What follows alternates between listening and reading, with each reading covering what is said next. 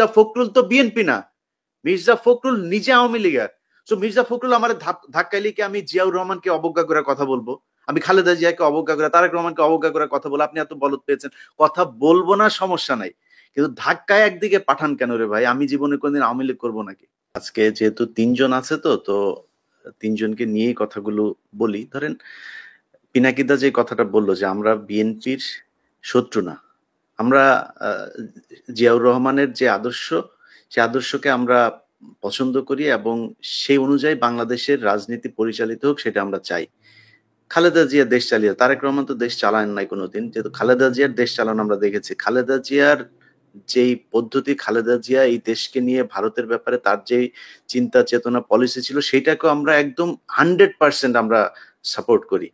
তো বিএনপির সাথে এখন আমাদের হঠাৎ করে সমস্যাটা হয়ে গেল কেন? ধরেন আমার কথা যদি আমি বলি, আমি এই 5 তারিখের পর থেকে আজ পর্যন্ত আমার কাছে মানে কনক ভাইও জানেন এই বিষয়গুলো, ওনার কাছেও আসে, আপনার কাছে তো, আপনি তো পিনাকিদা তো অলরেডি মানে বলেই যাচ্ছেন, বিভিন্ন জায়গা থেকে অভিযোগ একটাই, যারা আওয়ামী লীগের লোকজনের সাথে মিলেমিশে থাকতো তারা এখন উপরে, তারা এখন ওই চাঁদাবাজিগুলো করছে, তারাই সবকিছু দখল নিয়ে তাদের মতো করে চালাচ্ছে। সব জায়গায় একই অবস্থা।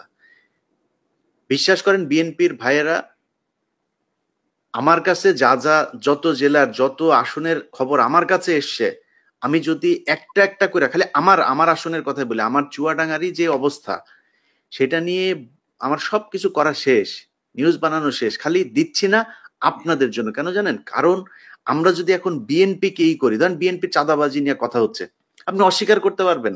আমরা বলি না, আমার চ্যানেলে আমি মনে হয় না আমি কেউ কোনোদিন শুনেছেন আমার মুখ থেকে আমি বলেছি যে বিএনপি চাঁদাবাজি করছে, কিন্তু করছে না। আপনি নিজে চিন্তা করেন না, আজকে দেশের যে অবস্থা, ডক্টর মোহাম্মদ ইউনূস থাকবে না, একটা নির্বাচন দিবে, আপনাদের একটা শক্তিশালী একটা অপোজিশন আছে, আপনাদের সেই কম্পিটিটররা এত শক্তিশালী যে সোশ্যাল মিডিয়াতে যদি আপনি আজকে জামাত ইসলামের একটা পোস্ট করেন, বিএনপির একটা পোস্ট করেন, আমি আমি মানে মিথ্যা কথা বলছি না, আমি একদম সত্য, আপনারা দেখেন সোশ্যাল মিডিয়াতে সব জায়গাতে দেখি বিএনপির লোকজন ওইখানে হারে। হয়তো হইতে পারে যে শিবিরের লোকজন বোধহয় বেশি এই অ্যাক্টিভ সোশ্যাল মিডিয়াতে, হইতে পারে, এটা একটা কারণ। কিন্তু আপনার মাঠের কথাও তো চিন্তা করতে হবে, একটা অপোজিশন তো আছে, এরকম তো না যে শেখ হাসিনার মতো 2014, 18, 24 নির্বাচনের মতো আপনি নির্বাচন করবেন, সেটা তো সম্ভব না। আপনাকে তো ফাইট করতে হবে। যদি ফাইট করতে চান, যেই এলাকায় গিয়ে আপনি ভোটটা চাবেন, ওই বাজারটাই যে একটু শোনেন তো মানুষের কাছে, যে কারা চাঁদাবাজি করছে। আপনি ধরলাম আপনার দল খুব ভালো, কোনো সমস্যা নেই, আপনার দলের নাম ভাঙাচ্ছে তো তারেক রহমান লন্ডনে বসে থেকে, তারপরে তার কাছে যেটারই খবর আসে সে ওটাকে বহিষ্কার করে। ইলিয়াস আমি একটু যোগ করি, আপনারা দেশে থেকে কি করেন? ইলিয়াস আমি একটু যোগ করি, গত 8 মাসে প্রায় 1700 নেতাকে বহিষ্কার করেছে বিএনপি। কিন্তু বিভিন্ন জায়গা থেকে অভিযোগ আছে যে ভাই অনেকেই করছে যাদের কোনো পদ নাই, যাদেরকে বহিষ্কারের কোনো সুযোগ নাই, এবং তারা আওয়ামী লীগ করতো, তারা আগে আওয়ামী লীগের সাথে ছিল, সেই মানুষগুলোকে করছেন। এখন এই যে জিনিসগুলো হচ্ছে, এটা তো আপনার দলের সমস্যা হচ্ছে। আমরা তো চাই যে বিএনপি ক্ষমতায় আসুক, কারণ হচ্ছে বাংলাদেশের ভারতের ব্যাপারে বিএনপির যে অবস্থান, আমাদের অবস্থান সেম। আমরা তো চাই আপনারা আসেন, কিন্তু আপনারা যদি নাকি দেশের ভেতরে আপনাদের এই ইমেজ তৈরি করেন, তাহলে তো আপনাদের সমস্যা হবে, আপনাদের সমস্যা হলে আমাদের সমস্যা হবে। যে যেইভাবেই বলেন, ডক্টর ইউনূসের অনেক বিষয়ে আমার এই মন্ত্রিসভা, ওনার যে উপদেষ্টা পরিষদ, আমি ফারুকি, তারপরে হচ্ছে গিয়ে আসিফ নজরুল, এদের কিনা আমার একদম চরম আপত্তি আছে। আমাদের অনেকের, সারা দেশের মানুষের আছে আপত্তি, আমরা ওইখানে তাদের নিয়ে সমালোচনা করি। কিন্তু দেখেন এই যে আজকে যে আলোচনা, এই আলোচনার ভিতরে আমরা ডক্টর মোহাম্মদ ইউনূসের ব্যাপারে একটা বাজে কথা বলেছি? তার যে আমরা ফেসবুকে পোস্ট করেছে, চীনে গিয়ে তার যে সফলতা, থাইল্যান্ডে গিয়ে তার যে সফলতা, দেশে যে সফলতা দেখাচ্ছেন, রিজার্ভ নিয়ে, ঈদ নিয়ে, মনে হয় আজকে জীবনের প্রথম পুলিশ নিয়ে ভালো একটা রিপোর্ট করেছে। আমি কালকে আমার এখানে পোস্ট করেছি। কেন করলাম? এই সরকারকে আমরা চাই হাসিনা ছাড়া একটা অবস্থা বাংলাদেশে বিরাজ করুক। এখন আপনারা যদি মনে করেন, আপনাদের বিএনপির দেখেন কথাবার্তাগুলো দেখেন, আমরা ভারতের সাথে সমস্যা চাই না, আমরা আওয়ামী লীগের এই চাই না, আওয়ামী লীগ নিষিদ্ধ হোক চাই না। এটা নিষিদ্ধ হওয়া, আওয়ামী লীগের বিএনপির এবার এমপি হবে, এরকম লোকজনও টকশোতে যায় বলছে। উনারা কারা আওয়ামী লীগকে নিষিদ্ধ করা? মনে হচ্ছে উনি আওয়ামী লীগের একজন লোক। আপনাদের কথা তো জনগণের বিরুদ্ধে যাচ্ছে। আমি তো ফারজানা রূপা না, আমি তো শাবান মাহমুদ না, আমি ইকবাল সুবানো না। সো আপনি মনে করেন না আপনার কথাবার্তা জনগণের বিরুদ্ধে যাবে, আর আমার যে সম্মানটুকু আমি অর্জন করেছি সেটা আপনার কারণে ন্যাংটা হয়ে তারপরে আপনার দলের পক্ষে কথা বলতে হবে, এটা আমি বলবো না, কখনোই বলবো না।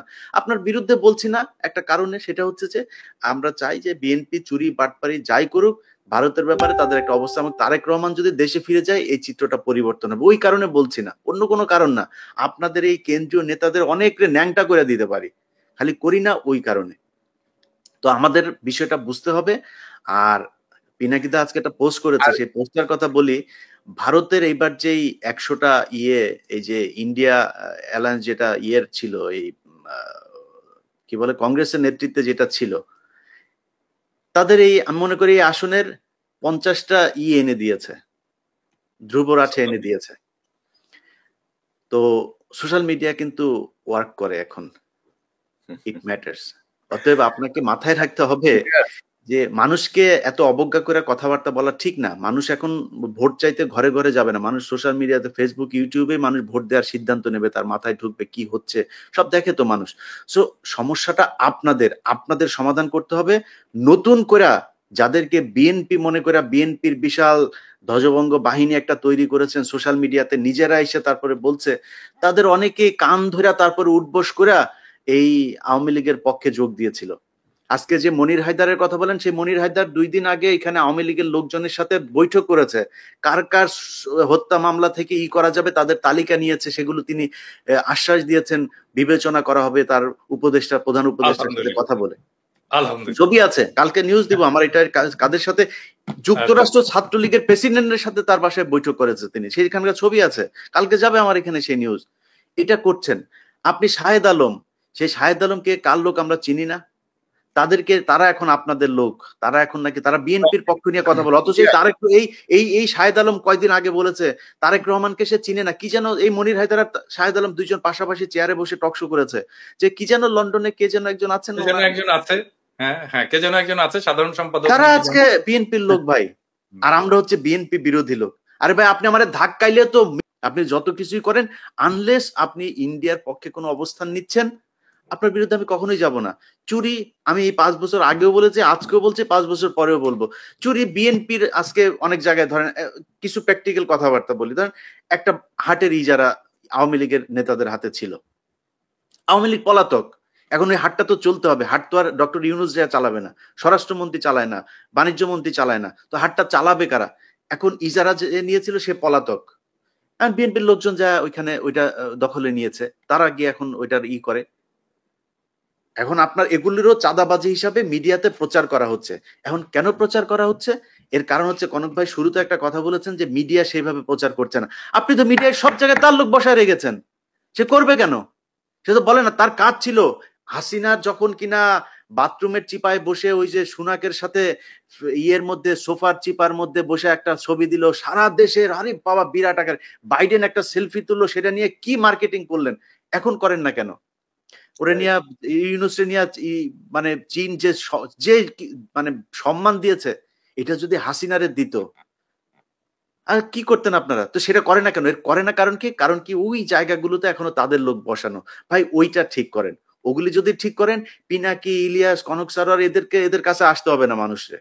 আপনি যখন দেখবেন যে সোশ্যাল মিডিয়ার আমাদের 5 মিলিয়ন সাবস্ক্রাইবার কেন, কিসের জন্য? মানুষ দেখছে কেন আমাদের ভিডিও? কিছু আছে নিশ্চয়ই। আপনি মানুষের যদি গলা টিপে, অনেক মানুষ আছে, আমি নাম আর আজকে ধরলাম না, এই যে মির্জা ফখরুলের ঘর জামাই ফাহাম আব্দুল সালাম থেকে শুরু করে বহুত আছে।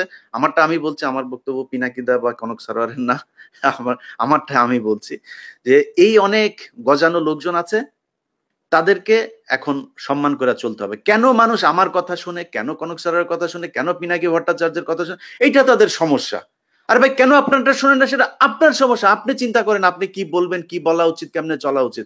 শোনে না কেন, আমারটা শোনে কেন, সেইটাও বাংলাদেশের মানুষ হলো গন্ড মূর্খ, বুঝে না। পিনাকি, ইলিয়াস, কনক সারোয়ার এরা হচ্ছে পীর সাহেব, তা এখন এদেরকে আপনি বুঝাবেন কেমনে?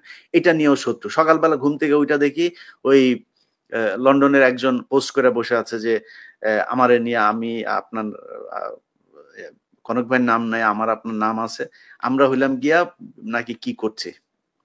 কয়েকদিন আগেও সে ফোন করলো, কি সুন্দর মিষ্টি মিষ্টি কথা, এখন ফোন করে ধরেন 2বার ফোন করে 3বার ফোন করার পরে হয়তো ধরতে পারি না, একবার ফোন করে ভাই ফোন ধরবো কয়টা, সময় পাই না তো। এটা আপনারা বুঝেন যে আপনাদের কাছে কি পরিমাণে ফোন আসে।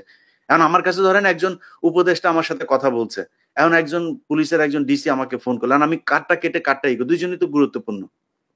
আমাদের তো গুরুত্বপূর্ণ অনেক মানুষের সাথে কথা বলা লাগে, কথা বলি, এর মধ্যে একটা ফোন মিস হয়েছে, ফোন দিতে পারি না, নিজের ব্যক্তিগত কাজ আছে, এখনো তো ভাই গাড়ি চালাই, অত ধান্দাবাজি করে তো খাই না, এখনো সপ্তাহে একদিন গাড়ি চালানো লাগে। তা আপনি কি মনে করেন যে আপনার মানে এই করবেন, যা মনে চায় তাই বলবেন, আপনাদের মতো করে চলতে হবে, না চললে আবার বিরুদ্ধে কথা বলবেন? তবে আমরা শেখ হাসিনার চোখ রাঙানি দিয়ে